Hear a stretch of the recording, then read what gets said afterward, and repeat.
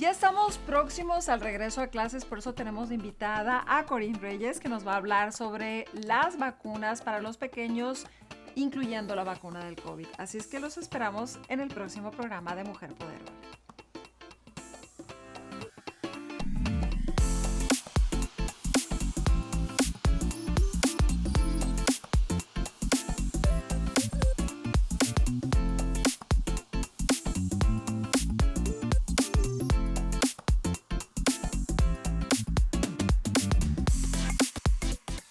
Hi, I'm Teresa Garza. Welcome to Mujer Poder Hoy. I'm really happy because today I have this special guest.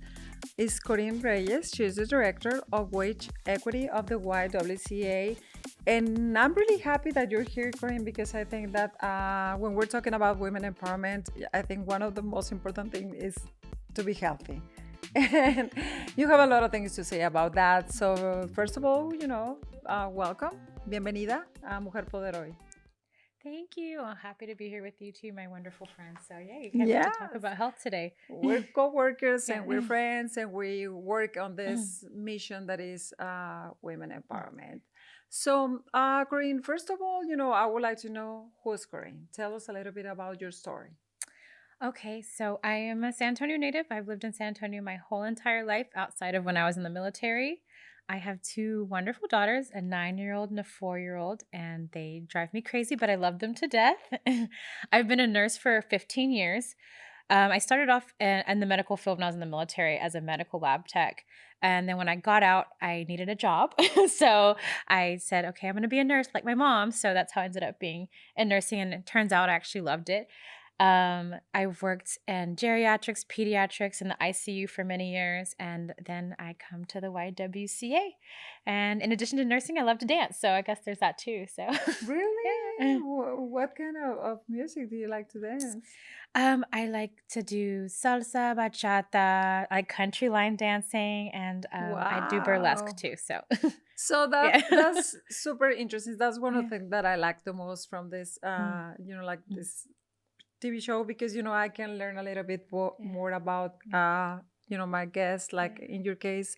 So that's very interesting that you now you're the director of health equity at the YWCA. We talk a lot about equity, racial justice, inclusion, diversity, but all this terminology. But we would like to know, a specific on your case, what means health equity? Okay, that's a really good question. So there's kind of two parts to health equity, and a lot of times people like to kind of mush these two topics together. There's access and then actual equity. So a lot of times people simply have access issues. They can't get to a doctor because they have transportation issues, or they can't afford it, or other access issues like that. A lot of times we do a lot of telemedicine now with post the pandemic, and maybe they don't have internet. So those are just access issues that people of color and people who have lower incomes tend to face every day. But then there's also the equity part. Once you get to the doctor, are they going to treat you fairly? So we know for a fact, because data tells us, that once you get to the doctor, people of color are not treated as fairly. They don't get the same pain medications as their white counterparts. They don't get the same treatments as their white counterpart. For instance, for prostate cancer, Latino men are treated less aggressively than their white counterparts. So what ends up happening is they get farther along in the cancer. They end up with stage 3, stage 4 cancer, which is harder to treat because they weren't treated aggressively in the beginning. So that's an equity issue. We also know that many doctors still go with beliefs that Black patients have higher pain tolerance. So they don't want to give them pain medicine. And that's an equity issue. So kind of both things kind of mushed together is what we talk about, the access and the are you treated fairly piece. So does this has to be like having an insurance or not insurance, or what other factors affect this wage equity? I mean, health equity. Yeah, no problem. Yeah, definitely basically on the same page, thing. Yeah, it is. So jobs are not necessarily required to provide health insurance. So And they're also not required to provide sick time off, paid time off, or any of those things. And all that goes back into access. So can you go to the doctor and afford to go? So maybe you have health insurance, but your copay is $200, and that's really unaffordable for you. So you just don't go. Or maybe you need to go to the doctor and you can't take time off work because you don't have sick time and you need those hours. Then you can't afford to go. We saw a lot of these issues, especially in the pandemic, because people will go to work sick anyways because what were their choices? Yeah. And then they sneeze, and then the next person gets sick, and then they sneeze, and then the next person gets sick. So just those basic life necessities would make it so that we all stay healthy, because the last thing you want is to be in the office with somebody that has COVID and then spreading it everywhere because they can't afford to take time off. I totally agree with you. And another thing that happened basically here in San Antonio, and maybe you may be aware of that, is that especially for the Latino community or people like immigrant Mexicans, like in my case, you usually prefer to go to your own country, like that. In my case, to Mexico, or some people that go to Nuevo Laredo to see a doctor. I think that's really important to note, because one of the reasons people like to do that is because you want to see a doctor that looks like you and understands your culture. And when you're in the United States, we know that out of all the doctors that exist, only 4% are people of color. So how hard is it going to be if you are Latino or Black to go find a doctor that understands who you are? And you have to travel all the way back to your country just to get that treatment. Interesting to talk about. Yeah. So why that happen? I mean, is there like the same opportunities for everybody to be a doctor, or? I mean, you would think so, because that's definitely the story we're told, even playing field, and everybody has the same opportunities, but it's not so.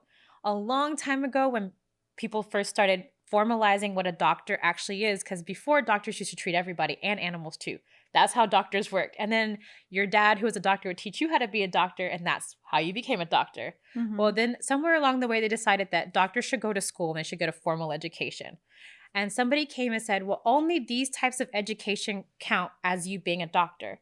And so all the schools that allowed people of color, Latinos, Blacks, they all ended up shutting down. It's because they didn't meet the criteria for them to be considered medical schools. So then you have this big gap of people that no longer have access to go to medical school, and then it just perpetuates generation after generation after generation. So here we are. So it's not only the patients, but it's also a gap on the doctors. On the doctors, that needs to. And since this show is about talking about women and women empowerment, what do you think about, like, what is the status or what is the situation of the women of color regarding health?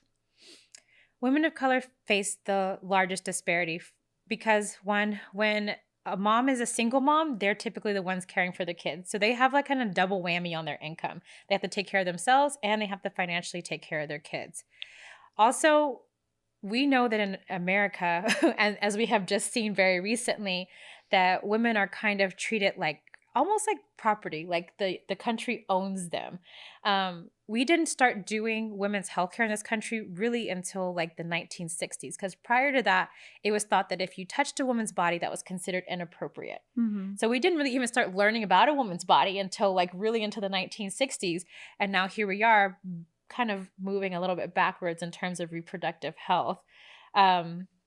We have one of the worst maternal mortality rates in the entire world.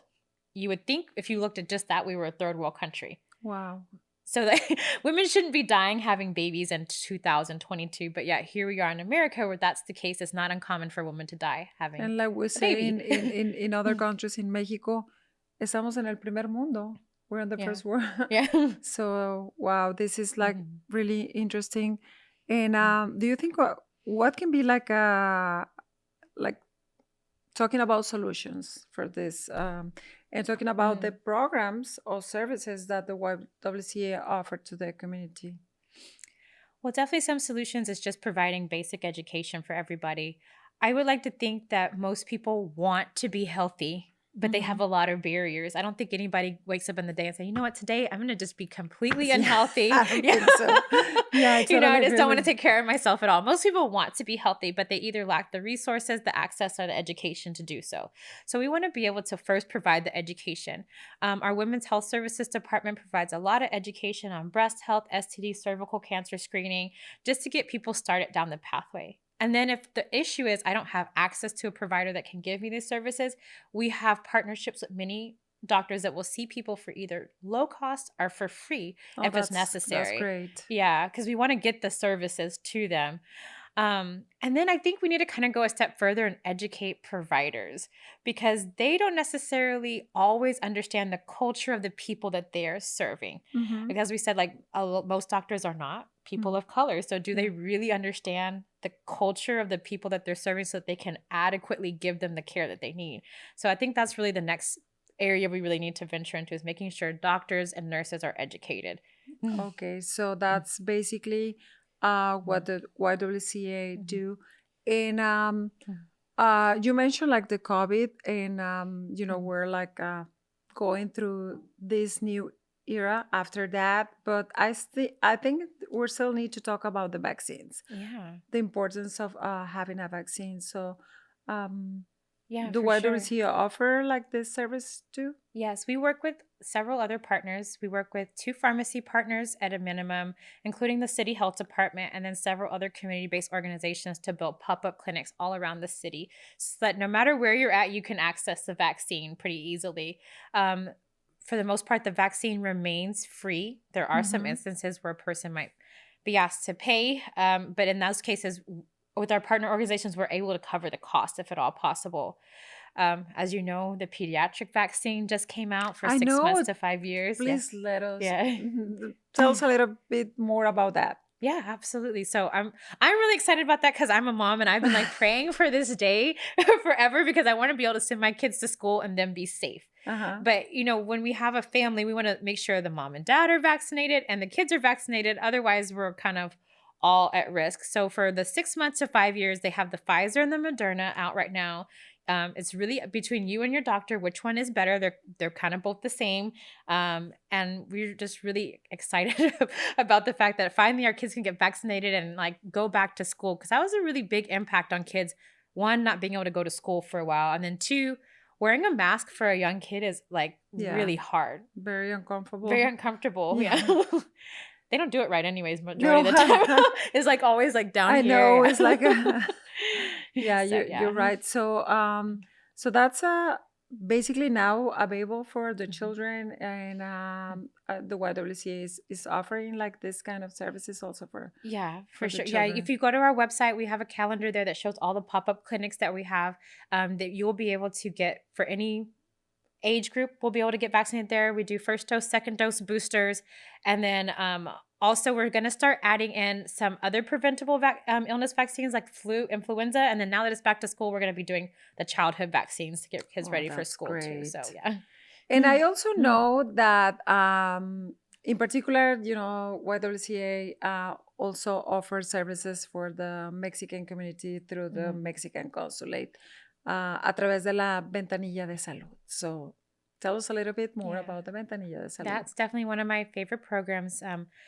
Ventanillas does run out of the Mexican consulate, and we are able to provide a wide range of services, everything from health screenings, lab tests, just basic education, vision, hearing, like pretty much anything you can imagine. I think our next event, we have a chiropractor coming. Oh, wow.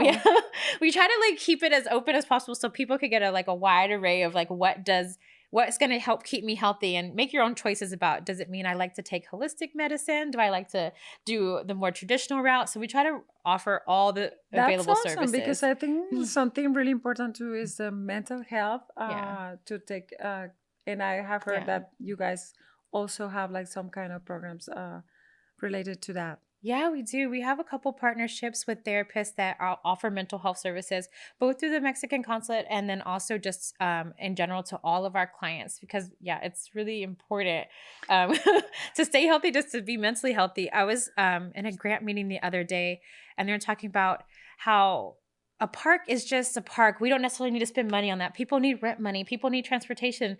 And then we brought up that, but if you have to struggle all day with getting on a bus, how do I pay my rent? And maybe you just want to sit back in a park. That's part of your health too. Like, I mean, you're going to feel better. Yeah, you need a break. You need a break. I need a break a lot of times. Me too sometimes. Yeah. Just between us. Yeah. Nobody's going to know about that. But I think it's very important, like also like to practice like exercise or yoga. I have seen like some of the girls from the reset yeah. program, practicing like yoga or stuff like that. That Mm, I think even just going through the pandemic and yeah. having to be like isolated, even with that, I Yeah. mean, we need to talk to to somebody. For sure. I think like one of the best parts that our case managers like kind of pulled into our reset program, which our reset is our job training program for community health workers, was their Boss Babes work group. And that is, they do, like you said, a lot of that mindfulness, meditation, Hmm. yoga, just like kind of just focusing on yourself, which is something women particularly do not get to do a lot of. So being able to implement that self-care as a practice in your day. It's Yeah. important. Why don't Yeah. you, now that you have the Mhm. opportunity to talk to other women about Mhm. this, why don't you tell them? I mean, Yeah. how Mm. it is important to, like do a little bit of Just right. exercise, or even like you say, just sit in a Just park, sit take a there. break, Yeah. meditate. Yes. I think like for me personally, like I get very caught up in the day to day of like being a mom, working, going to school myself, and I get in this go go go. And what I notice for myself is I'll start getting short with my children. Hmm. I'm maybe not working to my full potential. Like I don't have the energy and time, and just carving that little bit of time out in the day to go Hmm. to the gym. For me, it's go to the gym. Like that's where like I get to clear my head and like re-energize, and carving that little bit of time makes me so much more efficient throughout the day. And I mean, Hmm. data supports that. It's not just me that Yeah. says this, but Yeah. yes. But I think we all just, especially women, we struggle with the like, I want to do for everybody else and never for myself. That's And true. yeah, Everybody so first. But yeah. I think it's important also like kind of Mhm. being proactive and Mhm. like I guess like like even if you do exercise, Yeah. you can sleep better and Yes. like yeah, Mm. healthy, like yeah, like eat healthy. I think it's kind Mhm. of like a not necessary, because we still listen to some people that I'm on a diet or whatever. It's not Right. about that. It's just No, about yeah. like changing your lifestyle. Exactly. Yeah, you don't always have to be on a keto diet to be healthy. No, I think Yeah. this is another time that it is important, just like take all these steps Mm. that can make us feel better in every way, because I think that one of the most important thing to be, like I'm a women, empowered women, yes, but you need to be healthy first so you That's can take right. care of everything. Exactly. Yeah. What is it they say on the plane? Like, put your own mask on first before you put on everybody else's. Yeah. Yeah, yeah, Yeah, we have to like practice that. on a plane, that when they're explaining, like, yeah, you have Yeah. to, yeah, Yeah. Hmm. you're right. So, talking about this, also, Corina, I would like to know what is one of the things that you enjoyed the most, like being the director of health equity? Yeah. So, prior to this, I worked for a big, large insurance plan, and I was a data analyst, and I helped them track data so that they could make sure all their plan participants were really, really healthy. Um, with the goal of if the healthier the people are, the more money the insurance company makes, right? So that was the goal. And then after a while, it just kind of felt very like I wasn't doing what I was supposed to be doing as a nurse. Like I was lending my clinical advice from a data end, but my job as a nurse is to advocate for patients Mm-hmm. and uplift the community. Like that's the oath we take. Yeah. So when I saw this job come up on LinkedIn, I was like, oh, that's really cool. I'll try for it. They probably won't even talk to me, right? Well, lo and behold, here I am. So, I mean, the things that I love about this job, there's so many things. I absolutely adore our Reset job training program. I feel like everybody who participates in that is like my child, and I just love Oh, them to that's death. awesome. I've loved seeing them go from like, you know, girls basically because they're very young to Mm-hmm. professional women. All of them, a lot of them have already left to full professional jobs now. I absolutely love hearing the stories from Ventanillo. This year we were able to go out to the rural communities in like Gonzales and Fredericksburg, which is something we've never Wow. been able to do. And I love hearing how we're able to really, be a presence there and to provide people with things that they never had access to. They Wow. will wait in line for 8 hours to see some of the physicians we bring in because they don't have access otherwise. I mean, I don't know. It's very fulfilling every single day. I love it. Yes, And I like being hanging part out of with my friends like you. And there's that. oh, that's great. Yeah. Being part of a Mm. nonprofit organization, Yeah. yeah, it's Mm. definitely something great. Yeah. And also, when you were talking about this Mm. research program, is the girls between like which age? So the design of the program is that they should be between 18 to 24. We do have some women in the program that are a little bit older because what we found in implementing the program is those barriers that we feel like the youth have, they persist past 24 if we don't address them. I mean, if you never had the education when you were 24 and now you're 30, you're still going to have the same barriers. So we have a couple of that are a little bit older, but mostly it's 18 to 24. So just that very young age. Wow, that's great. And I would like to know what is for you like to be an empowered woman? Oh, that's a difficult question. Where's the Jeopardy music for this one? We always talk about that, but you know, like it's yeah. I would like to know like your personal opinion.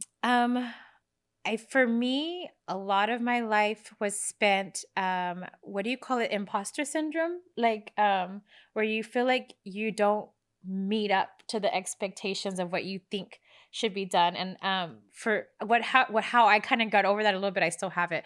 But this is awful. But like, I look at like how people like, Donald Trump, like he, you know, maybe not qualified for the job, but he went for it. He got it, right? So I was like, if he can do it, well, I can do it. Why do I have imposter syndrome?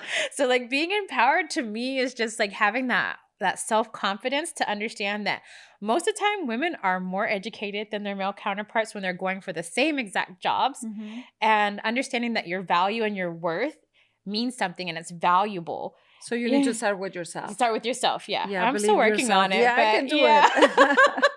I'll let you know when I get all the way there, but yeah.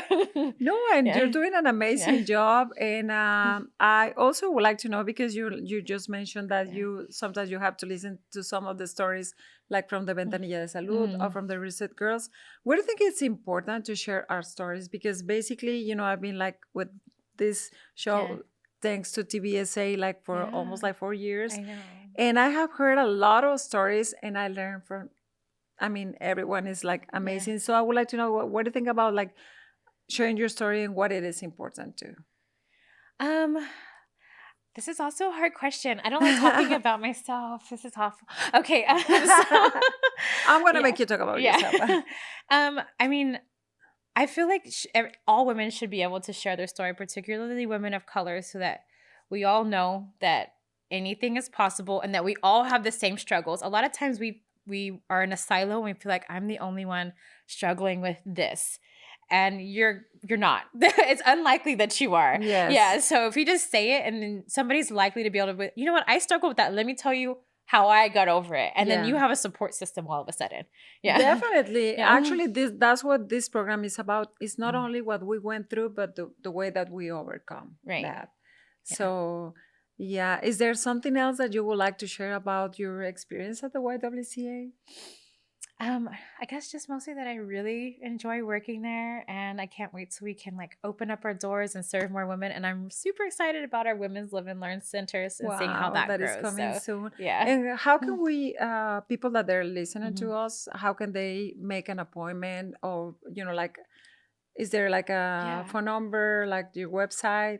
Yeah, so on our website, if you look at the tabs, there's one that says health and wellness, and there it lines out all of the descriptions of our programs plus the program manager's number and email. That way you can call directly to whatever program you're wanting to look at women's health.